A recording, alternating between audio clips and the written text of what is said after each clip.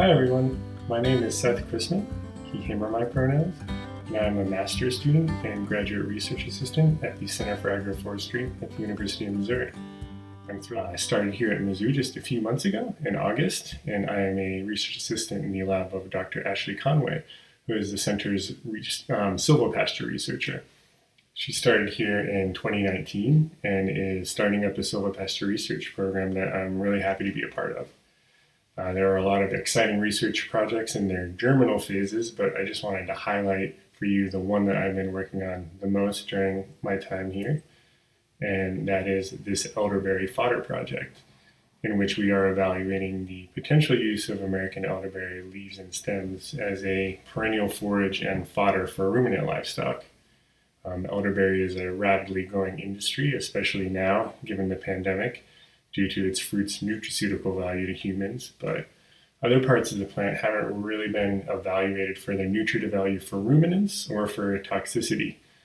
Since most elderberry production is relatively small scale, there could be an opportunity to integrate livestock into the management of these systems. We are fortunate to have access to replicate plantings of 6 cultivars from a pre-existing project located at 2 of our research centers, the Horticulture and Agroforestry Research Center, or HARC, which is in New Franklin, Missouri, about 20 miles west of Columbia, and the Southwest Research Center in Mount Vernon, Missouri, which is in southwest Missouri. Throughout the course of the growing season, this past growing season, biomass samples were taken each month, which we will evaluate for nutritive value, digestibility, and any potentially nutraceutical or methane-reducing compounds. We do know that elderberry is high in tannins, so there's a potential for it to be an antiparasitic and also to mitigate methane production in ruminant livestock. We're also going to be evaluating for potentially toxic compounds. Some data suggests that American elderberry does not contain high concentrations of cyanogenic compounds, so if our research confirms this, it's possible that it could be suitable as a livestock feed. Additionally, elderberry grown for fruit and flower production typically requires annual pruning to maintain vigor. So pending the nutritive value and toxicity of the plants, integrating livestock into the management strategy could be a very effective tool for elderberry producers to reduce inputs of fuel and labor and livestock feed.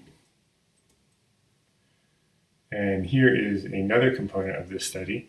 The other day, we tried our hand at making elderberry silage with the remaining post-harvest biomass. We had a couple of hard freezes early this year, so there's less foliage left than we were hoping for, but fingers crossed there are still enough sugars in the plant material to ferment. If it works, we'll be evaluating that silage for starches, sugars, acids, and alcohols, and we should know in January, a couple months from now, whether or not this was successful. So just a couple of photos from the other day. There Dr. Conway is on the lower left with a bundle of elderberry canes, which we then chipped up, and there I am in the middle spraying some inoculant on the chip material.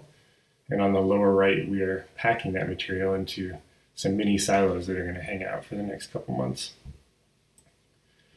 If you're interested in this research or other research projects at the center, there are a lot of awesome projects going on, and you can follow along on our YouTube channel, which is Mizzou Agroforestry, or on Instagram and Twitter at MU Agroforestry.